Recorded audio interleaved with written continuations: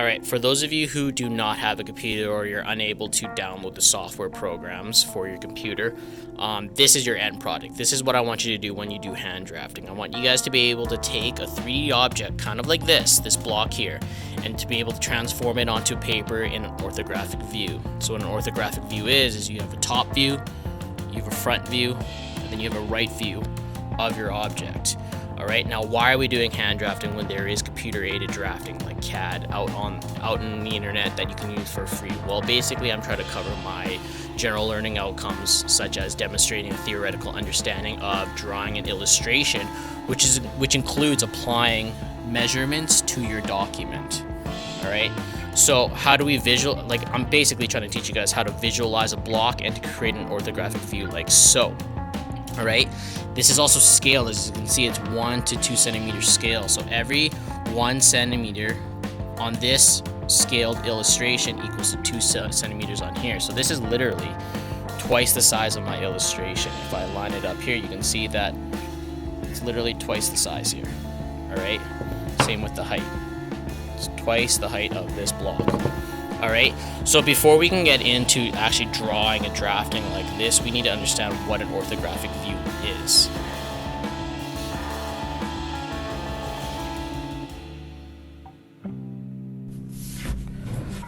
Okay, so even if you do have a computer, I still want you guys doing this assignment here, because this is just going to help you guys visualize an object and then be able to illustrate it, to put it down onto paper and translate it. A lot of it's already set up for you guys, obviously, as you can see. Like, I already given you guys the isometric view, and then I've already given you guys the orthographic view, and all I'm asking you guys is to identify the surface. So it's just basically playing on some essential skills in graphic arts, which is being able to interpret an object and then be able to translate it in a different way, a different illustration. Okay, this is pretty easy. I've given you guys the isometric view, like I've said. The isometric view is the 3D view of an object, okay? The orthographic view is the same sides that you can see in isometric view, but except it's in 2D here. Alright, so as you can see, the isometric version, you can see the front side, the right side, and then the top side. In here, we have the top side, the front side, and then the right side. Alright. There are other types as well of views where you can see all the sides. There's also another type where you can see the left side as well. But in this one, we're just going to be working with orthographic and isometric to keep it simple, alright? So even if you do not have a computer, you're going to be doing these assignments. And if you, if you do have a computer and you do have the software programs, you're still going to be doing this assignment. If you do not have a computer, you're going to be doing these assignments, and then you're going to be moving on to hand drafting. So you're actually going to be creating your own orthographic views, alright? Alright, so with an orthographic view, with this assignment, I'm just asking you guys to identify the surfaces here. So let's work with the top view first, alright? So the top view, if you're looking straight down, you can see A, D, and E, right? So I got A, I got D, and then I have E. Alright, and then as you can see here, this circle here is asking for that side view, which happens to be C right there. Alright, now, when you look at an actual object like that, if you look at the top view here, you can only see A, D, and E. Right, C is off to the side there. If we flip it here to the front side, and you can see this unique shape here, that unique shape, B is the only one that can be seen here from that front view. So that's the only reason why B is the only one on the front side. But there are the other surfaces like C, and then you have D, and then you have E. And then now this is the important one here. So the right side, so if we take a look at the right side of this block, just like this guy here, we only see F and C. Those are the only two sides that we can see, F and C. Alright, and then the front view here, it's asking for what's the front view there, which happens to be B. Okay, so we're going to put B here. Now, this is the important thing that I was talking about here.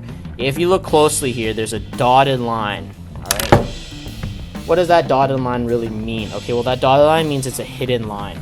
So if we take a look at the front view here again, we can only see C or F. However, right behind F, right where I'm touching, There's a hidden line, there's a hidden surface right here.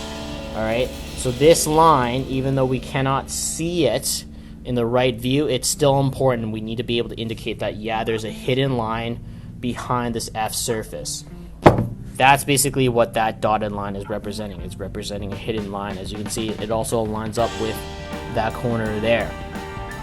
Alright, for the next few assignments here, or the next kind of task you have to do on these assignments, you have to include the missing hidden lines. So, for instance, here we get, again, we have a top view, a front view, and then we have a right view of this kind of shape here.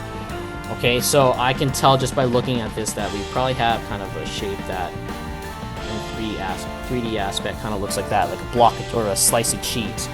We're missing that hidden line of that little point there. So we need to include that little point. So I'm going to use a straight edge, and I'm going to use my T-square as well while I'm at it.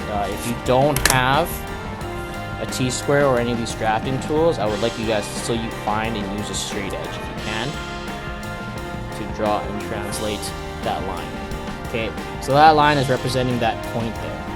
Alright, you guys are going to have parts where you also need to find the hidden line. So for instance, if we take a look at this shape here, you can see that this shape, there's a little hole in there.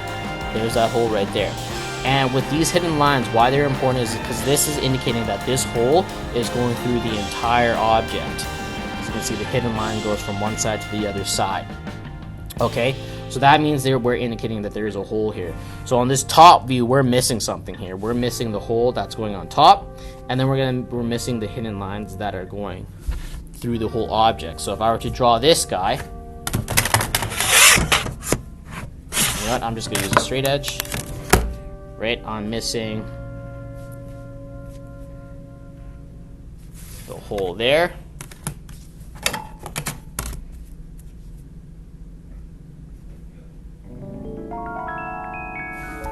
And then on top of it, I'm missing the hidden lines that would be going through the whole object.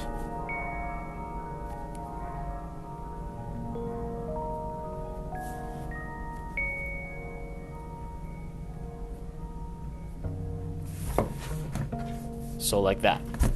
Alright?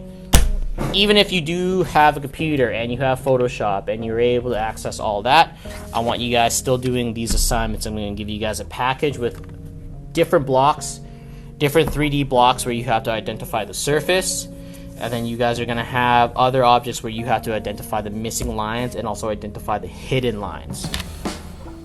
Just as a quick reminder, dotted lines represent hidden. You can't see them plain sight. But the solid lines means that you should be able to see them, regardless of what view you are looking at your block.